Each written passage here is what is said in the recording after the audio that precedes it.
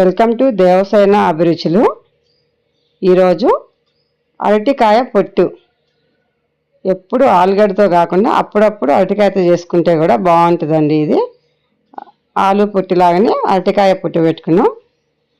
అరటికాయ ఫ్రైయే కాకుండా ఈ విధంగా కూడా చేసుకుంటే బాగుంటుంది. పప్పుచారులోకి ఎక్సలెంట్గా ఉంటుందండి. ఇది లైక్ చేయండి, షేర్ చేయండి, సబ్స్క్రైబ్ చేయండి. కొత్తగా మా ఛానల్ చూసే వాళ్ళు ఎవరైనా ఉంటే సబ్స్క్రైబ్ చేయడం మర్చిపోవద్దండి ప్లీజ్. చూడండి, ముందుగా మనం అరటికాయల్ని తాజాగా పచ్చగా ఉన్నట్టు చూసి, గట్టిగా ఉండాలండి అలాంటివి చూసి తెచ్చుకోవాలి. ఈ విధంగా పచ్చగా ఉన్నట్టు తెచ్చుకొని పక్కన పెట్టుకొని ఇప్పుడు వీటిని మనం పొట్టు తీసి ముక్కలుగా చేసుకోవాలండి. మరి చిన్న చిన్న ముక్కలు చేయవలేదు, ఇలా రౌండ్ రౌండ్గా కొంచెం మందంగా చేసి వాటర్లో వేసేసుకోవాలండి. ఇవి బయట ఉంటే బ్లాక్ అయిపోతాయి కాబట్టి మనం ఇవి వండుకునేంత వరకు కూడా వాటర్లోనే ఉండాలి. ఇప్పుడు దీంట్లో కొంచెం పసుపు వేసుకున్నాము. పసుపు వేసి కొంచెం సాల్ట్ వేసేద్దామండి.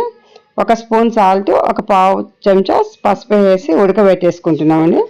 స్టవ్ మీద పెట్టేసి ఈ విధంగా ఉడకబెట్టుకోవాలి. ఇవి త్వరగానే ఉడికిపోతాయండి, ఎక్కువ టైం ఏం పట్టదు. అరటికాయ కాబట్టి చాలా స్పీడ్గా ఉడికిపోతుంది. ఒక 5 నిమిషాలు ఉడకబెట్టినామంటే మెత్తగా అయిపోతుందండి. అందుకే మనం ముక్కలు కూడా కొంచెం పెద్దగా కట్ చేసుకోవాలి. మరీ మెత్తగా అయిపోతే కూడా బాగుండదు. చూడండి, ఈ విధంగా ఉడికితే చాలు. నేను బట్టి చూపిస్తున్నా కదా, ఇలా ఉంటే చాలండి. ఇప్పుడు ఇవన్నీ కూడా వాటర్లో నుంచి తీసేసి పక్కన పెట్టుకోవాలి. పక్కన పెట్టుకొని వీటిని చిన్న చిన్న పీసుల్లాగా కట్ చేసుకోవాలండి. కాలుతున్నాయి, లేదంటే చేత్తో కూడా మనం ఇట్లా నలిపేసుకోవచ్చు.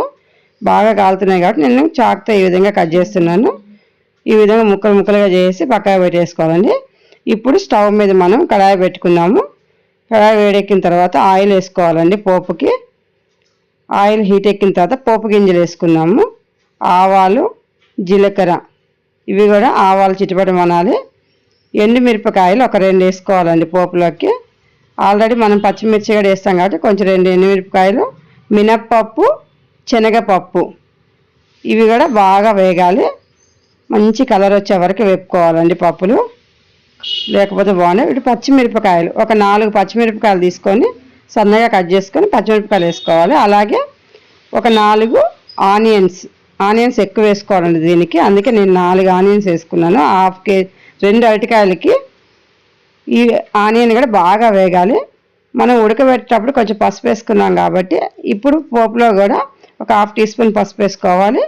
ఒక 1/2 టీ స్పూన్ అంతా సాల్ట్ వేసుకోవాలి. ఎందుకంటే మనం ఉడకబెట్టేటప్పుడు కూడా సాల్ట్, పసుపు వేసుకున్నాం, అందుకని ఇప్పుడు కొంచెం కొంచెం వేసుకుంటున్నాం. ఇవి బాగా వేగాలండి. ఆనియన్, పచ్చిమిరపకాయలు ఇవన్నీ కూడా బాగా వేగిన తర్వాత ఇప్పుడు మనం కొంచెం కరివేపాకు వేసుకున్నాము. కరివేపాకు ఎంత వేసుకుంటే అంత బాగుంటుంది, కొంచెం ఎక్కువే వేసుకోండి.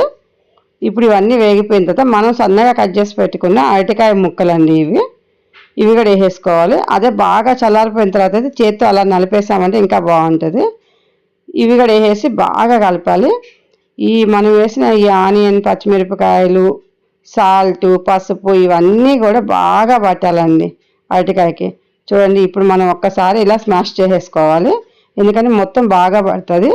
తర్వాత చిల్లీ ఫ్లేక్స్ అండి. ఇది కారము, పచ్చిమిరపకాయలు వేసాము, ఎండుమిర్చి వేసినాము, అందుకని ఇది కొంచెమే వేసుకోవాలి.